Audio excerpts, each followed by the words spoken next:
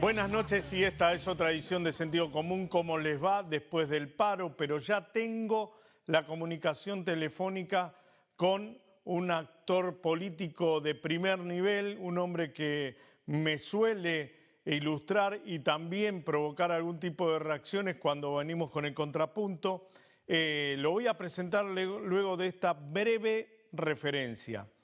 El miércoles pasado estuve en un despacho municipal, no voy a decir de qué municipio. Ahí dos hombres del peronismo me explicaban. Uno, por ejemplo, que el peronismo es un partido de poder y que efectivamente cuando no estuvo en el poder los gobiernos no terminaron. Y me ponía como ejemplo el tema de Ilía. ¿Por qué? Porque una de las personas con las cuales estaba hablando fue uno de los impulsores de las tortugas en la calle Florida, que marcaron a fuego e identificaron para muchos lo que fue el gobierno de Arturo Umberto Illia. Y me decía, somos partido de poder, el poder necesita del peronismo y los que están ahí, ahora Macri, no entienden de peronismo, con lo cual no pueden estar en el poder.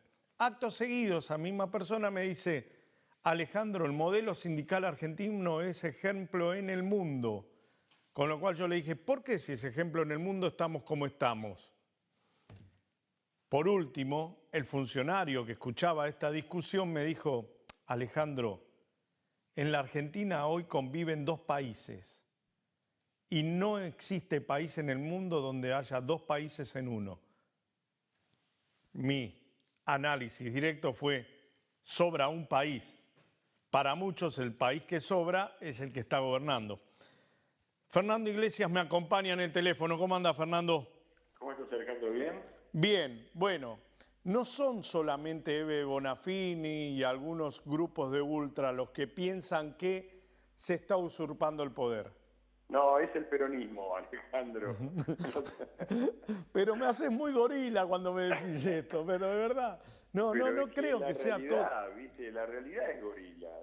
Ese es el problema que tienen los muchachos.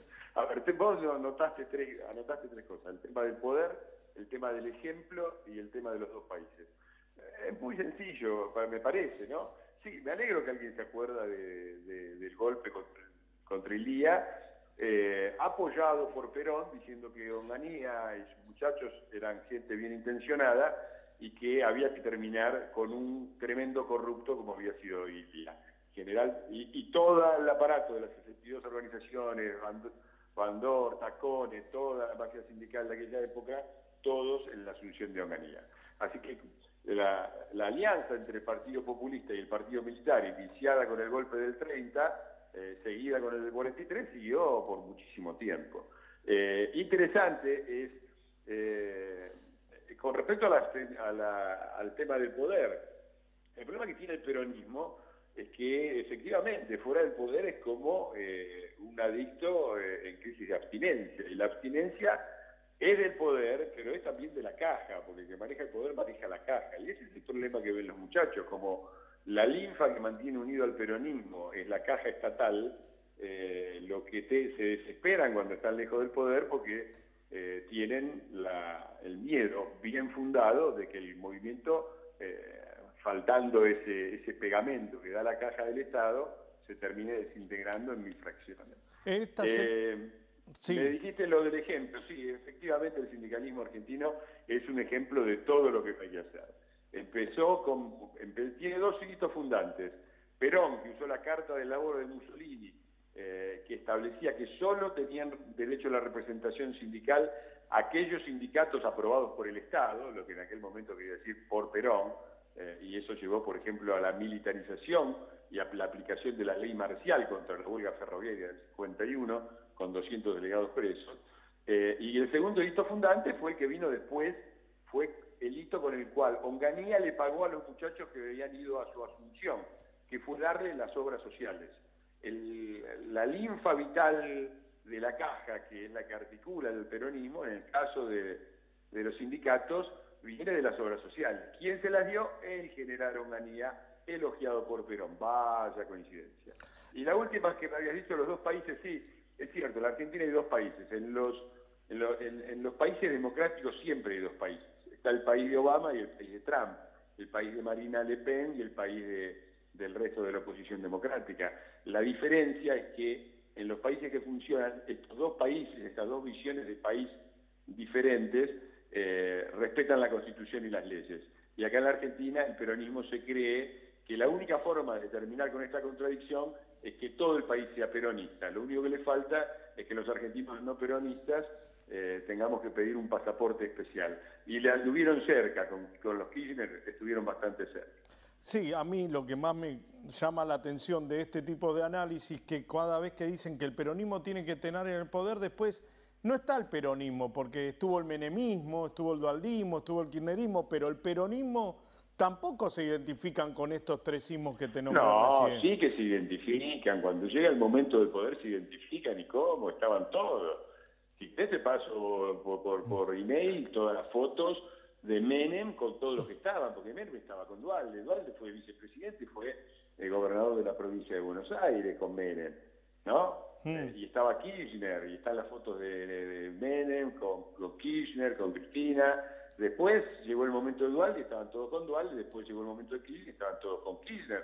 El propio Menem no llega a estar preso porque está defendido por sus fueros con mayoría peronista en el Senado. ¿Cómo que no están juntos?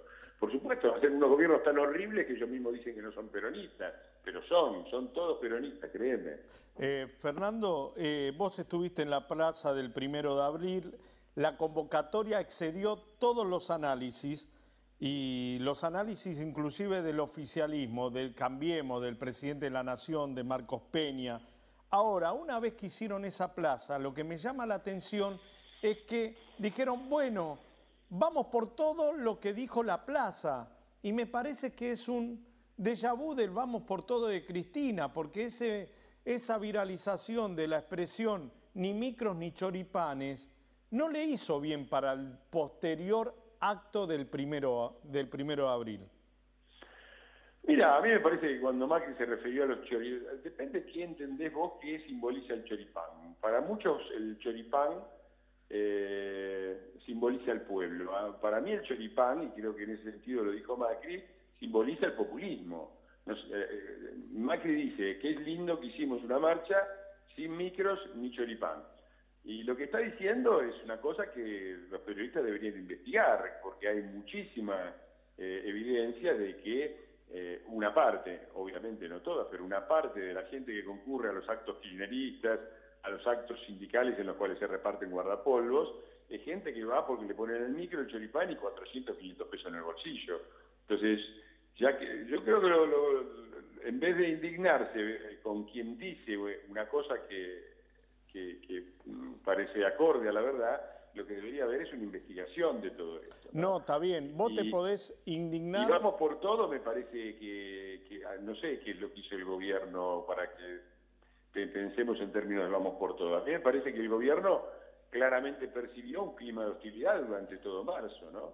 Y me parece que los discursos de Macri, el primero, o de Marcos Peña, diciéndole al peronismo háganse cargo alguna vez de algo, son anteriores al primero. Me parece que no depende solamente del primero, sino de una hostilidad manifiesta contra el gobierno que no viene del kirchnerismo, sino del peronismo en general.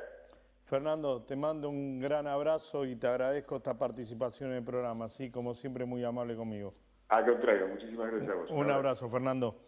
Fernando Iglesias, dándonos su perspectiva, su opinión con respecto a todo lo que está pasando en este país y algunas reflexiones que se producían en el mismo día de la marcha, del paro del 6 de abril. Un paro que yo siempre comento o en Twitter o en Facebook impresiones, y realmente cuando yo salí de casa tarde, porque presumía que no iba a haber mucha actividad, me di cuenta que todos los locales estaban abiertos. En Chilaver, en Ballester, los locales comerciales, los locales de venta de alimentos, los locales de todo tipo, calibre y color, estaban abiertos. Entonces puse eso. Me vinieron con una andanada. Después me tuve que ir hasta Pilar, tuve que viajar también hasta otras localidades, y ahí me di cuenta que La gente que quería y pudo ir a trabajar fue. La otra gente que no fue a trabajar la divido entre aquellos que fueron obligados a no ir a trabajar y aquellos que efectivamente por miedo, por temor, por decir, bueno, a ver si pasa algo, no fueron. En ese marco me parece que también queda consolidada la grieta, porque en ese contexto se da claramente que un 50% del país, si no más, no quiso parar bajo ninguna circunstancia. ¿Sí? Y también dentro de los que pararon hubo personas que fue forzada a parar. En ese conjunto hay 50% de gente que quiso parar y otro 50% de gente que no paró o que paró a la fuerza. Después, ¿cómo se distribuyen los votos? Es otro cantar. Tuve la posibilidad de dialogar con Luis Andreotti, intendente de San Fernando. Para muchos, el mejor intendente de la provincia de Buenos Aires en cuanto al manejo de los fondos públicos. Él se queja porque dice, manejo tan bien que no me dan ningún aporte extra de ningún ámbito, ni provincial ni nacional, para seguir haciendo obras. Luis Andreotti, le preguntábamos por la cuestión presupuestaria, por la baja de las tasas, como por ejemplo la de seguridad e higiene, la relación con la provincia. Luis Andreotti, en exclusiva con Sentido Común.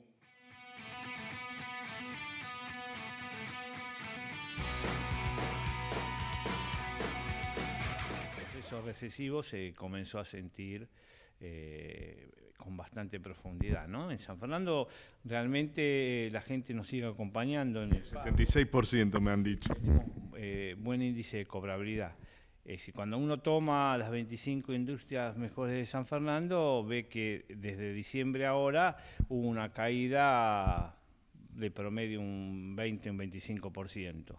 Eso está bien, se debe mucho también al tema de verano, es decir, que hubo mayor recesión en Buenos Aires, pero creo que esto es un poco la vara para medirlo. Algunos aducen que el gobierno está ejecutando un kirchnerismo de buenos modales. ¿Usted cree lo mismo?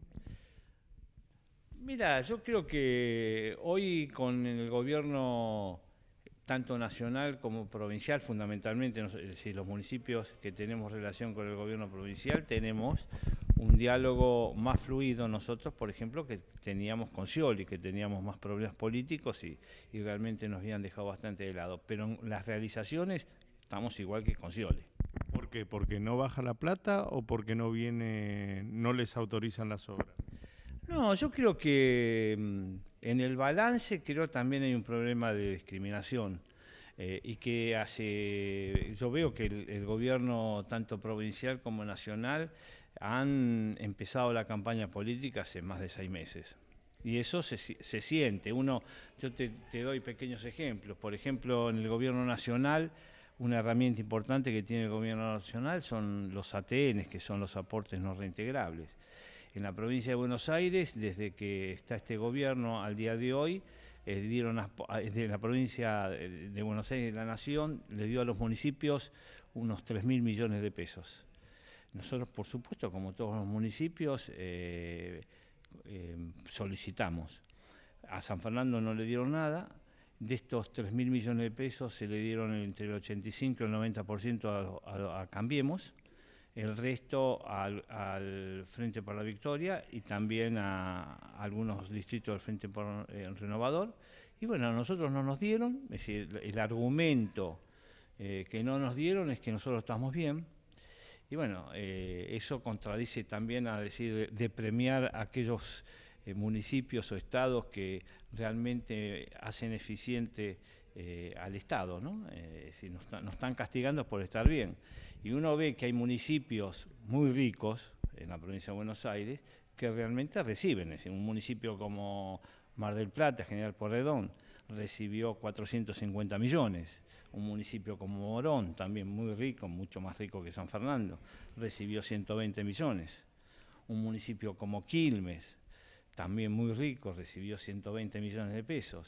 Bueno, el municipio de Vicente López, que es el municipio de mayor poder adquisitivo por habitante, recibió 27 millones de pesos. Bueno, y así un montón de municipios, y bueno, San Fernando se ve que debemos administrar muy bien porque si no nos quieren dar.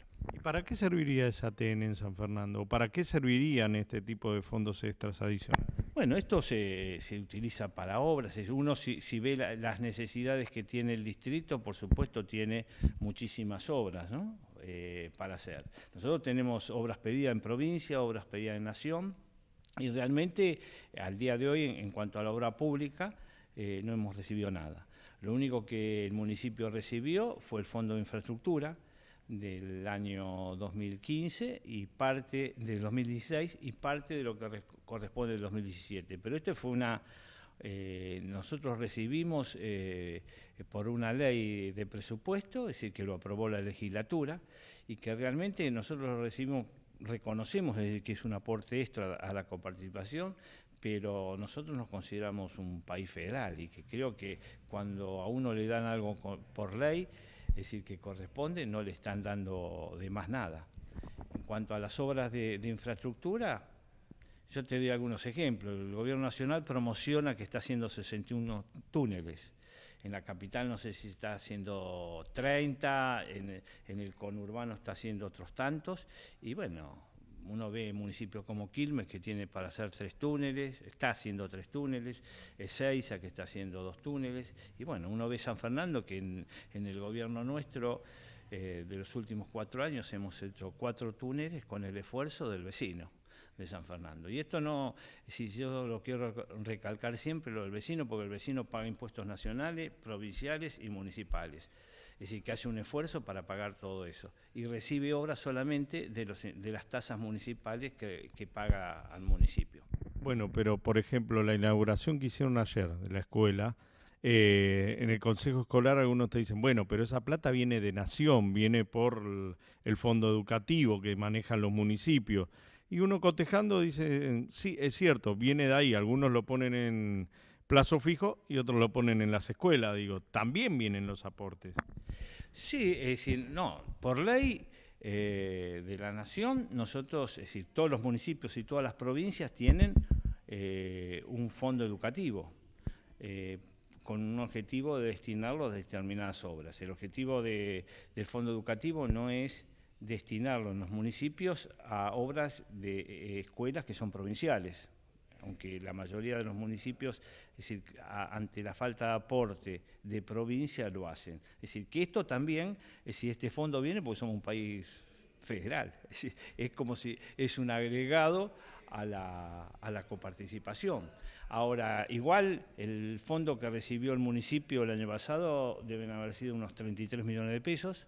Nosotros en educación, cultura, deporte, en los 3 rubros que realmente, es decir, contienen, incluyen, integran a la gente, igualan oportunidades, nosotros estamos invirtiendo 140 millones de pesos. Solamente en ayuda a escuelas provinciales que no nos corresponden, en los 4 años hemos invertido 80 millones de pesos. Es decir, que realmente nosotros no diferenciamos que es una escuela provincial o municipal o nacional, porque los chicos son de San Fernando. Así que todo lo que podemos aportar, creo que la base de la inversión de la escuela consideramos que la educación no es un gasto, sino es una inversión, y aparte consideramos que la responsabilidad de la educación no es de los sindicatos, no es de los maestros, la responsabilidad de educación es del Estado nacional y provincial, y el Estado municipal tiene que colaborar en lo que puede. Usted es contador, y una de las virtudes que se le marca a usted es que casi maneja el municipio como lo manejaría cualquier empresario pyme, sabiendo lo que le ingresa, lo que le egresa, cuánto tiene de inversión, cuánto tiene gasto. En la provincia de Buenos Aires se sostiene que no se puede pagar más de lo que se está ofreciendo. Y por eso hace ya casi un mes que no tenemos clases. ¿Usted cree que se puede salir de este conflicto? Por supuesto, yo creo que primer responsable es el Estado Nacional. Te voy a decir por qué pienso que es así. Porque uno no puede desligarse de lo que significa la inversión en educación. Entonces, si yo no tuviera para invertir en nada, yo puedo decir no invierto en educación, pero si no, yo sobre mi gasto tengo que dar prioridades. El Estado Nacional maneja el 75% de los ingresos. Si maneja el 75% de los ingresos, que va en contra de lo que dice la Constitución, por supuesto no se puede desligar de la responsabilidad de que el pueblo se eduque. Pero ningún gobernador quiere modificar esto también. No quieren hacerse cargo, no quiere que haya una paritaria nacional como terminó eyectando a Otero de la provincia de Buenos Aires en la época de Felipe. No, yo no digo que los gobernadores, yo creo que la gran responsabilidad de empezar a distribuir mejores los fondos es del gobierno nacional, pero no quiero decir que no tienen responsabilidad los gobernadores. Yo creo que la educación es prioridad. Nosotros no podemos hacer un gasto. Ejemplo, a mí me parece bien que la Argentina se equipe en la parte militar. Ahora, si yo no tengo plata para hacerlo, dejo de invertir en educación para comprar armas, creo que me estoy equivocando. En la provincia, ¿los sindicatos no tienen responsabilidad por esta situación? Todos siempre tenemos un poco de responsabilidad, pero la responsabilidad de educación sigue siendo del Estado. La provincia de Buenos Aires, yo te voy a decir algunas definiciones que uno... ¿Cuánta gente falta cotidianamente en San Fernando? Bueno, el índice de ausentismo es menor que las cifras que dan sobre la educación. En San Fernando podemos estar en un 20%, fundamentalmente en los corralones. Nosotros, el corralón, aparte de ser una inversión en obra pública, en limpieza, es decir, que hacemos en el distrito, también es una inversión en lo social. Nosotros en los corralones hacemos casi todos los trabajos manuales que se hacen en el distrito, se hacen desde el corralón, y bueno, tomamos mucha gente que no tendría oportunidad de trabajar en otro lado, gente que ha estado presa y sale de prisión, gente que no tiene estudio, es decir, que bueno, que riende, barre, hace juntas, pinta cordones, y que para nosotros es muy importante. Hoy San Fernando está muy bien mantenido por todos sanfernandinos y generalmente todos con una condición social que no conseguirían trabajo en otro lado.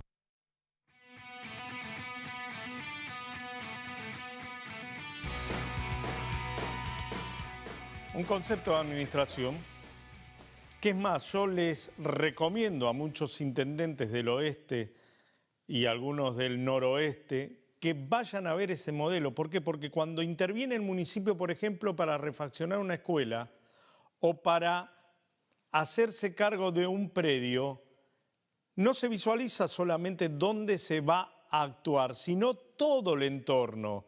Y usted pasa 3, 4 meses después y ya todo el entorno se modificó de una manera sustancial. Esta es la mayor virtud que yo encuentro hoy por hoy en San Fernando, es decir, el trabajo coordinado de múltiples sectores en función quizás o de la colocación de una garita o de la refacción de una escuela o simplemente de el cambio de una mano y contramano de una calle.